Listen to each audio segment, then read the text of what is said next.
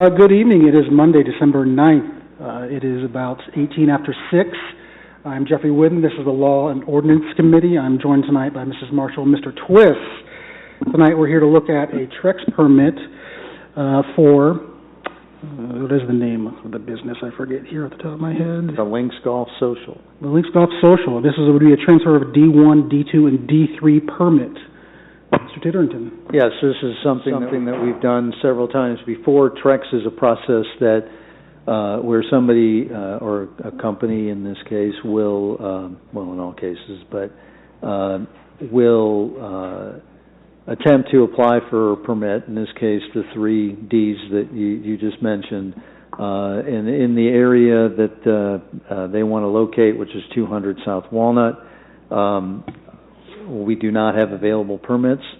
However, TREX allows them to search the rest of the state and find excess permits that are not being used and be able to transfer them down to Troy, provided that they represent an economic development opportunity, which I believe, if memory serves, means increasing by at least 1 job. And this, we expect, will do more than that. The D1 is the beer sales on and off premise, D2 is the wine on and off premise, and then D3 is the spirits on premise only.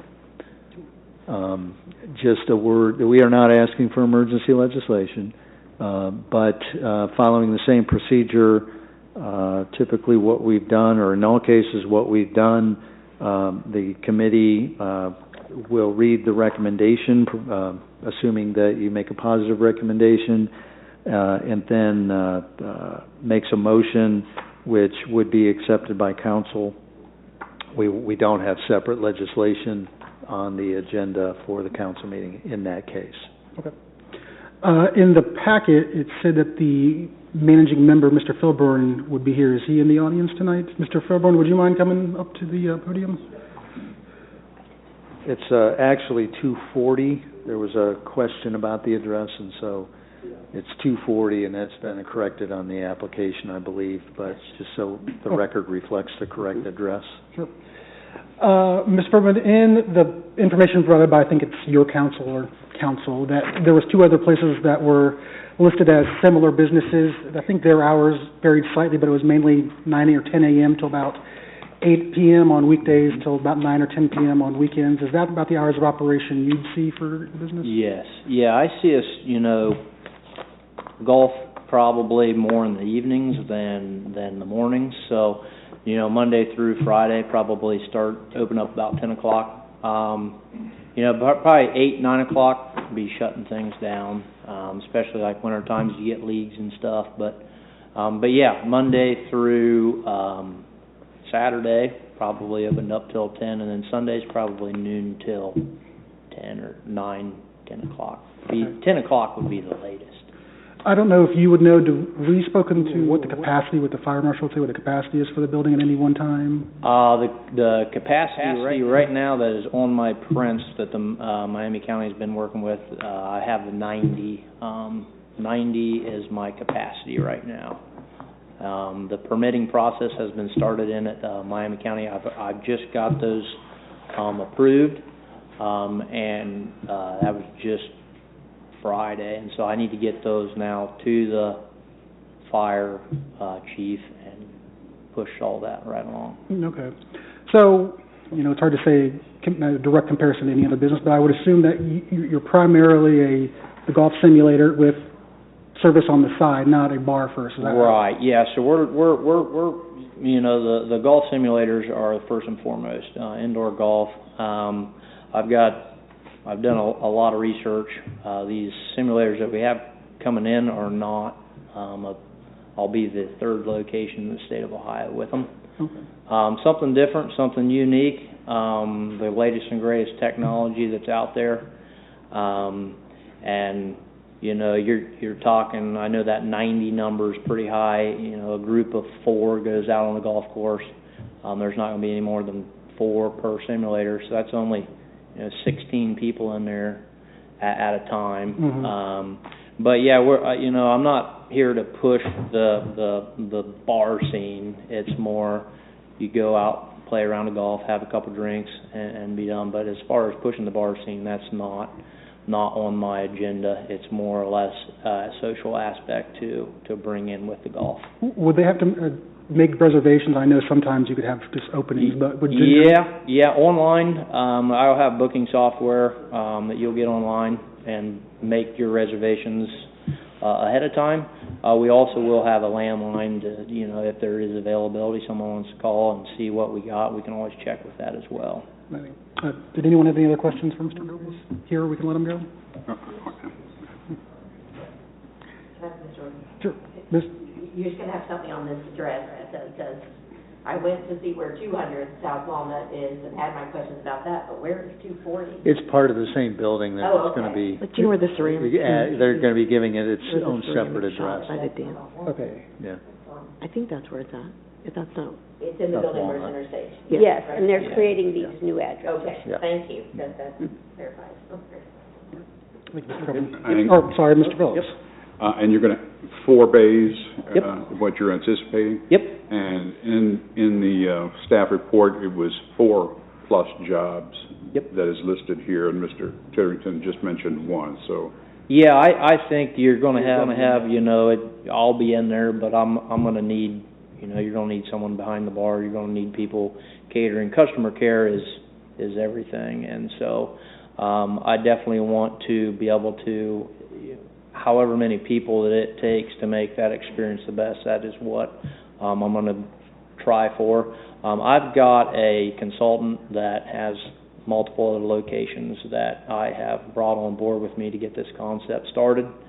And so I've taken his numbers and his employees and what it takes for him to run, and I've ran my numbers based off of the information that he's given. And are you aware of the facility that's at the Green? Yes. Yeah, okay. I do know just for general information, it is a very active place in that shopping center with this same type of facility. I think they do have some food, but it is limited. Yes. Yeah, we plan to not have food here. It's just going to be, I really want to push, the golfing is my main drive. Gotcha. So. Okay, thank you. One more question. Do you plan on participating in the DORA? Yes. Okay. Thank you. Yep. Mr. Twist, do you have any questions? Now, on a general question on the TREX, the economic development, there's no specific requirements that we must follow. It just has to show at least a job. one job is the only one, correct? Correct. Okay. Mrs. Marshall? I have nothing. Actually, I'll go around the horn. Is there any other council members that have any other questions? Anyone from the audience who has any questions? Please come forward, give your name and address. William Lutz, 801 East Franklin Street. Where this will be is literally right down the street from me, and what I see in that building is a very active business that is used almost every evening, at least Monday through Thursday till 9 o'clock. The practical issue is where are the individuals that are planning to use this business going to end up parking, because the one parking lot that is currently to the south of this address is consistently filled. All of the on-street parking is consistently filled as well during the hours of 3 to 9, Monday through Thursday. So I think from a practical standpoint, that's something that the committee needs to think about. My second concern is that if you take a look at what Walnut Street looks like, between Franklin and Canal, it's fairly residential. Between Race and West Street, it's fairly residential. And this certain property is between Franklin and Canal. And we already have an alcohol establishment, one building south of where this will be. Approving this TREX permit will have 2 neighboring alcoholic establishments. in a primarily residential neighborhood. Now, I understand the zoning would approve this, but, you know, I know our community in the past, 50, 60 years ago, had problems with lots of alcoholic establishments concentrated in one area. Why we would try to do that in a largely residential area is something that I think is a concern that the committee should also take a look at. So those were my two main concerns as I saw this application. Thank you. Thank you. That was something that was a concern of mine as well, moving into a more residential area with some neighbors that aren't necessarily of like character in that area. Mr. Lutz?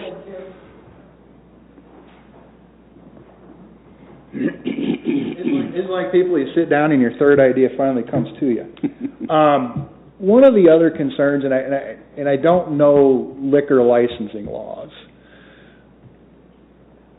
The building where this will be located is right across the street from a very active congregation, St. John's United Church of Christ. And I don't know if there are current liquor laws that says, you know, you can't have an establishment with so many feet of a church. I don't know that. I want to say there was at one time. Maybe those have been relaxed. But the fact that you have an active congregation right across the street from this is the third point that I think the committee needs to look at. Thank you. Anything else? Only that this is properly zoned for this, including the parking requirements, which, similar to Old Scratch and some of the other area businesses, doesn't have a very large, if any, off-street parking obligation. As far as St. John's or any other congregation, there are no proximity restrictions in Ohio law regarding liquor establishments, other than the zoning type regulations. I'm not sure exactly how active St. John's is. It is a small congregation. I'm not aware that they overwhelm that area, but I'm not a member, so I don't know their membership levels. Any other comment in the audience? I do have a question. Thank you. In the past, my understanding was that businesses that were interested in obtaining a license to sell alcoholic beverages had to get the sign-off of the people around them, a certain amount of them. Is that not true anymore? I don't believe that's I'm not an obligation aware at all. Is that for Sunday sales, maybe, or? That's a rezoning requirement. I'm not aware of that as a requirement of applying for a liquor license. Okay. I appreciate that. Mr. Fillmore, please come back up.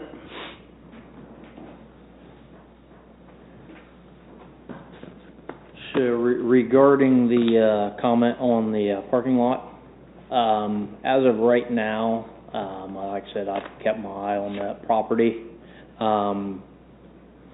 Eric Kreitz owns it as of, he is the landlord of that property and that parking lot.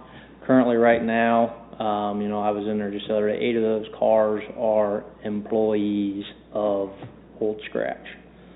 So there will be some signage and stuff out there because of the employee parking there to release parking spots to allow more parking for the people coming in there to golf. Thank you. Ms. Twist, anything else you'd want to add before we go to a vote here? No. Mr. Marshall? I'm just curious if there would be any concerns about the business if it wasn't going to be serving alcohol. Like, is that, I know that Mr. Lutz, brought up that that's not, residential, like having that another alcohol establishment there. I was just curious what anybody's feelings were, if there wasn't alcohol offered? Was the establishment okay then?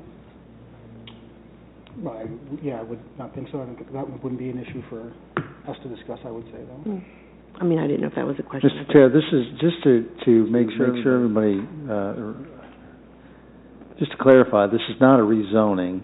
This is already a business zoning district which allows bars and liquor establishments. This is just a transfer of licenses so that they can use that property as it is zoned. Understandable. I get that. I think with just being on the border, I think that's the question a little bit that raises a slight concern. I think with the business being geared away from being a full-fledged alcohol establishment is where I'm at, that I'm not sure if I'd want to put a full-fledged bar over on Walnut Street over there. But because of that, I would be willing to move forward with this. Mr. Twist, do you have a recommendation? I would move forward. Move forward. Council. Is there anything else to become before the committee? No, sir. We are adjourned. Right, thank you.